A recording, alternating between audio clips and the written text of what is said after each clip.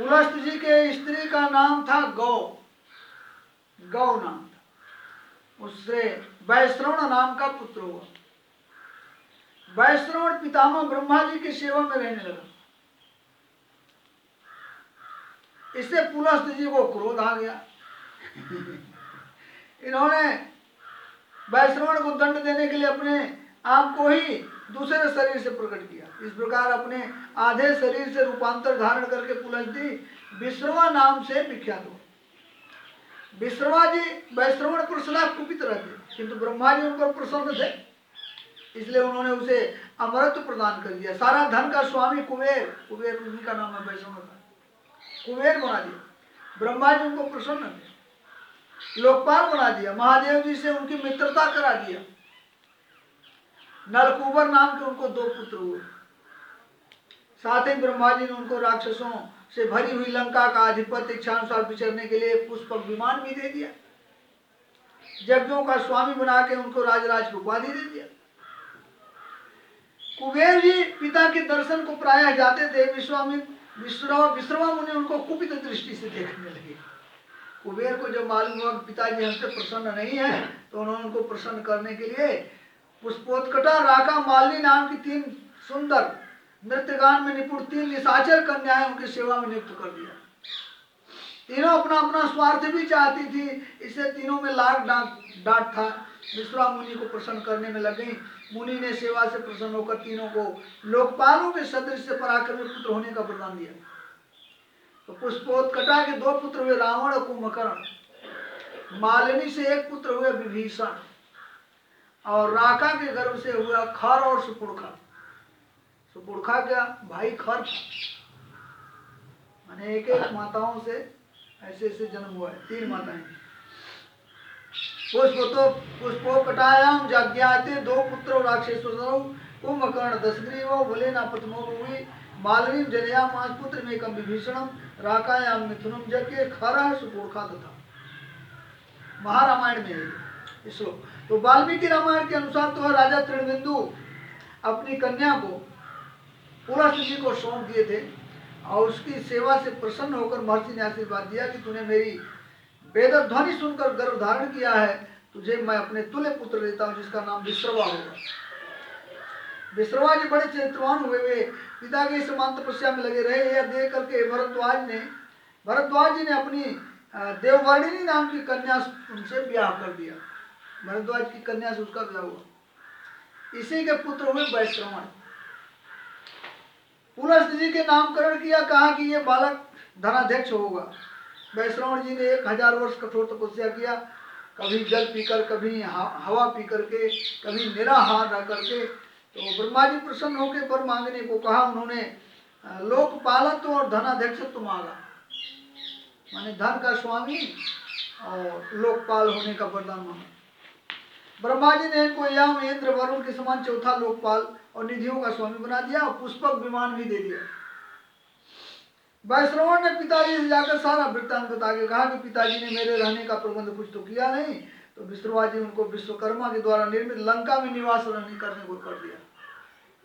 शून्या संप्रति लंका सा प्रभु तस्यान विद्यते स त्वं तत्र निवासाय गच्छ पुत्रे था सुखम। वाल्मीकि रामायण में लिखा, लंका में रहने के लिए व्यवस्था कर दिया। उसी समय विष्णु भगवान के भय से राक्षस राज सुमाली परिवार सहित रसातल में रहने लगा था। एक बार जब वो अपनी कुमारी कन्या कैकसी के साथ मर्तलोक में विचर रहा था, उसी समय कुबेर पिता विश्रवा के दर्शन के लिए जा रहे थे।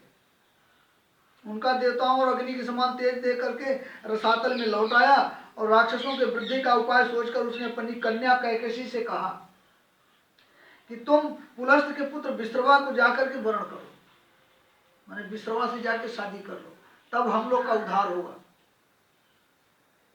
इससे कुबेर ही के समान तुम्हारे पुत्र होंगे, तेजस्वी पुत्र होंगे। पिता की आज्ञा मानकर कैकसी विश्रवा मुनि के पास गई। शाम का समय था और अग्निहोत्र कर रहे थे। दारुण प्रदोष काल का उसने विचार नहीं किया, जाकर उनके पास खड़ी हो गई और उसको देखकर मुनि ने पूछा, भाई तुम कौन हो, यहाँ क्यों आई हो? उसने उत्तर दिया, आप तपः प्रभाव से मेरे मन की बात जान सकते हैं। आप तो खुद तपस्वी हैं, आप अपने प्रभाव से ही मेरी मन की बात को आप जान सकते हैं। मैं केवल इतना बता देता हूं, मैं अपने पिता की आज्ञा से आई हूं, वो भी मैं पिता की आज्ञा से आई हूं। मेरा नाम कैकसी है। विश्रवा मुनि ने ध्यान के द्वारा जब सब देखा तो समझ गए, जान गए। कहा कि तू तो ऐसे काल में आई है, ऐसे समय में आई है, संध्या बेला का समय था, इस समय में तेरे पुत्र तो बड़े क्रूर कर्म वाले होंगे, बहुत क्रूर कर्म के पुत्र होंगे, भयंकर आकृति होगा, कुरूप होंगे, क्रूर कर्म होगा। सुनकर उसने प्रार्थना किया कि ऐसे ऐसे महात्मा मुनि से हमको ऐसा पुत्र न हो।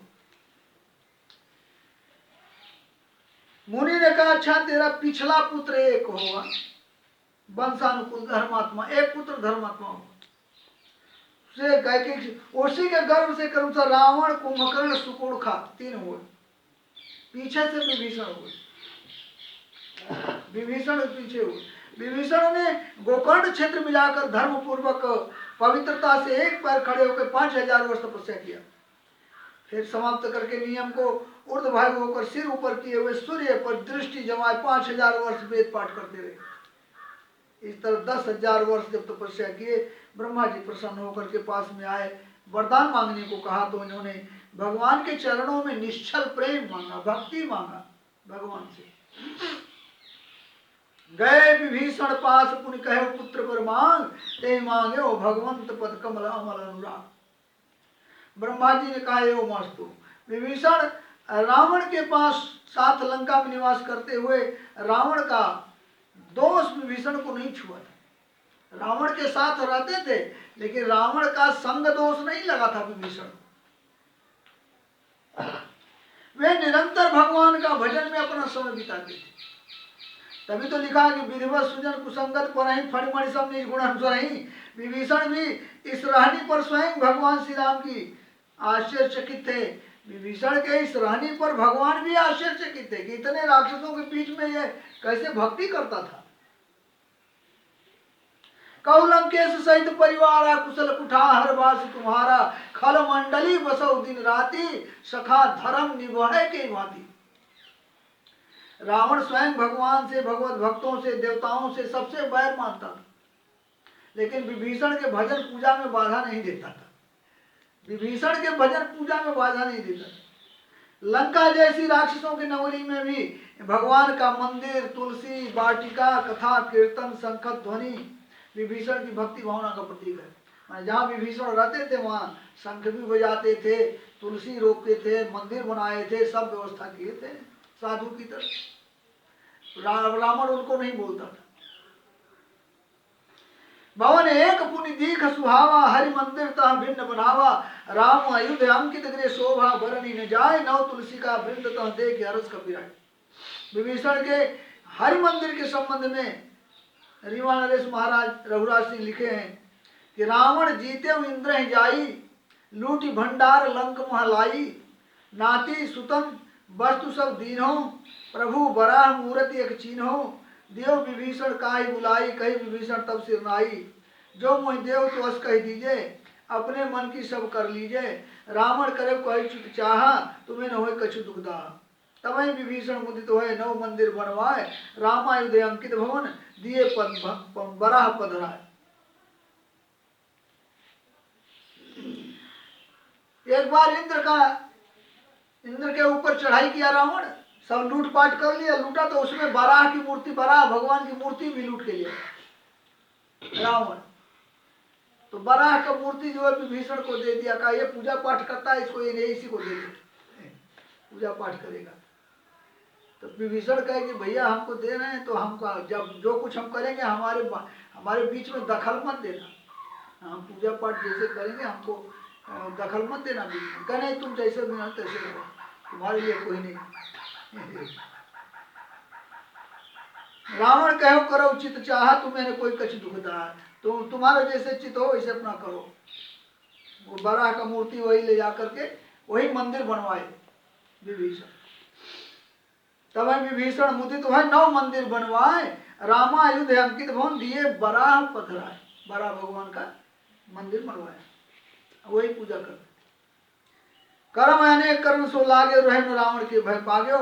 तो जब हनुमान जी जानकी माता खोजते हुए विभीषण के भवन में पहुंचे थे, पहले तो अद्भुत लगा, तत्काल ही विभीषण ने जग कर राम राम तेज सुमिरन कीन्हा। हनुमान जी को बड़ा हर्ष हुआ, सज्जन पहचान करके, हृदय हर्ष कर सज्जन चीन्हा। फिर तो हनुमान जी भागवत से मिले बिना नहीं रह सके, बड़ा सुख सम्मिलन रहा दोनों महानुभावों का, परस्पर भगवत स्मृति में विभोर हो गए दोनों। एवं कहत राम गुनगुनावा पावा निर्वाचित विश्रामा। विभीषण जी के बताए हुए संकेत से हनुमान जी जानकी जी का पता लगाने में सफल हुए। विभीषण जी रावण की नगरी में रह करके भी रावण के दुर्नीति का हमेशा विरोध करते थे, सन्मार्ग पर लाने का कोशिश करते थे रावण। जिस समय श्री राम तो हनुमान जी को रावण ने प्राण दंड की घोषणा कर दी, मारने के लिए दौड़े जब राक्षस, सचिवन सहित विभीषण आए, नाय शीश कर विनय बहुता, नीत विरोध न मारिए दूता, आन दंड क चुके गोसाई, सबही कहा मंत्र बोल भाई। रावण की नीति से लंका जल गई, रावण जीवन से निराश हो गया। कुछ चापलूस मंत्रियों के बहकाव में आकर रावण को भावी विनाश की किंचित चिंता नहीं। विभीषण ने अपना कर्तव्य विचारा, रावण को श्री राम तत्व का बोध कराते हुए बैर विरोध छोड़ करके भजन का सुझाव दिया रावण विभीषण ने। लेकिन रावण काल विवश था, विभीषण का तिरस्कार किया, लंका से निकाल दिया लात से मार। लेकिन इतने पर भी विभीषण उसके हित की बात कहते रहे। ममपुर बस तपसिन पर प्रीति, सठ मिल जाए तिन्हें कौ नीति, अस्कहि कीन्हे चरण प्रहारा, अनुज गहे पर बारह बारा, उमा संत कही है बड़ाई, मंद कर जो करें भलाई, तुम पितु सरिस भले मोहि मारा, लेकिन राम भजे हित नाथ तुम्हारा। रावण को यह संदेश देकर विभीषण भगवान के शरण में चले गए। नारद पंचरात्र अंतर्गत शरणागति खड़विधा लिखा गया है। शरणागति में ये 6 अंग हैं। आनुकूल से संकल्प, प्रातकूल से वर्जनम, रक्षस्थिति विश्वासो, गोप्तृत्व वर्णन तथा आत्मनिक्षेप कार्पण्यम, खड़विधा शरणागति। भगवान की शरण प्राप्ति में जो जो बात अनुकूल हो उसकी प्रतिज्ञा करना, प्रतिकूल का त्याग करना, रक्षा में विश्वास हो, प्रभु मेरा रक्षा अवश्य करेंगे यह विश्वास होना चाहिए, और रक्षक के रूप से आत्मा को प्रभु को समर्पण कर देना, अपनी दीनता निवेदन करना। विभीषण ने 6 प्रकार से शरणागति भगवान के यहाँ किया था। अनुकूलता का संकल्प, चले हरसि रघुनायक पाहि, करत मनोरथ बहुमन माहि, देखियो जाय चरण जल जाता। प्रतिकूलता का त्याग, मैं रघुवीर शरण जाऊं देव जन खोज, इसका चला विभीषण। रक्षा में भी विश्वास, शरण गए प्रभु ताहु न त्यागा, विश्वद्रोह कृतक जय लागा। और गोप्तृत्व वर्ण, श्रवण सुजय सुन्याय, प्रभु भंजन भववीर, त्राहि त्राहि आरति शरण सुखद। रघुवीर आत्म निवेदन करते हैं, अस्कहि कृत दंडवत देखा, तुरंत उठे प्रभु हर्ष विषेगा। और कार्पण्य है कि नाथ दशानन कर मैं भ्राता, निश्चर वंश जन्म सुत्राता, सहज पाप प्रिय तामस देहा, यथा उल्लूक तम पर नेहा। शरणागतोषल भगवान श्री राम ने सब प्रकार से विभीषण को अपनाया और तत्काल समुद्र के जल से लंका के पद पर अभिषेक कर दिया, लंका का राजा घोषित कर दिया राम जी विभीषण को, और अपना समर मंत्री बनाया। विभीषण की मंत्रणा का बहुत आदर करते थे भगवान। समुद्र संतरण के समय इनके कहने पर 3 दिन तक समुद्र किनारे बैठे रहे। युद्ध काल में विभीषण की मंत्रणा बड़ी महत्वपूर्ण है। रावण, कुंभकर्ण, मेघनाथ के बल के रहस्यों का बोध इन्होंने समय समय पर बड़े चातुर्य से कराया, और जब अनेक प्रयत्न करने पर भी रावण को मरते न देखा तो राम जी ने फिर विभीषण की तरफ देखा, तो विभीषण ने रावण वध की भी युक्ति बताया है। मरत न मरई न रिपु श्रम भयो विषेखा, राम विभीषण तब तन देखा। तो विभीषण बताए कि नाभि कुंड पीयूष बसिया के नाथ जियत, रावण बलता के युद्ध के समय का सबसे महत्वपूर्ण प्रसंग है जब राम जी ने अति प्रेम के कारण अधीर विभीषण को धर्मराज का उपदेश दिया था। रावण रथी व्यर्थ रघुवीरा, देख विभीषण भय अधीरा, अधिक प्रीति मनभा संदेहा, बन चरण का सही स्नेहा, नाथ न रथ नहीं तनपद त्राना कह विद जित वीर बलवाना सुनो सखा का कृपा निधाना जय जय हो सिंध नाना सौरज धीरज तेरथ चाका सत्यशील दृढ़ ध्वजा पताका बल विवेक दम परहित घोड़े क्षमा कृपा समता रज जोरे इस भजन सारथी सुजाना बिरति चर्म संतोष कृपाना दान पुरुष बुद्धि शक्ति प्रचंडा बर विज्ञान कठिन को दंडा अमल अचल मन त्रोण समाना संजम नियम सिलिम घुराना कवच अभेद विप्र गुर पूजा ऐसम विजय पान पूजा सखा धर्म में असल जाके जीतन कनक आगे महाअजय संसार में जीत सके सुबीर जाके असल हो दृढ़ सुनो सखा मध्य सुन ब्रह्म वचन विभीषण हर्ष गए पद कंजे उपदेश है राम कृपा सुख तो राम जी का विजय हुआ और विभीषण लंका के राजा बने सब कुछ राम को ले जाकर के राम जी को सौंप दिया विभीषण ने और राम जी ने सर्वतोभावेन विभीषण को अपना करके माना। अब आगे और कथा है श्याम राम।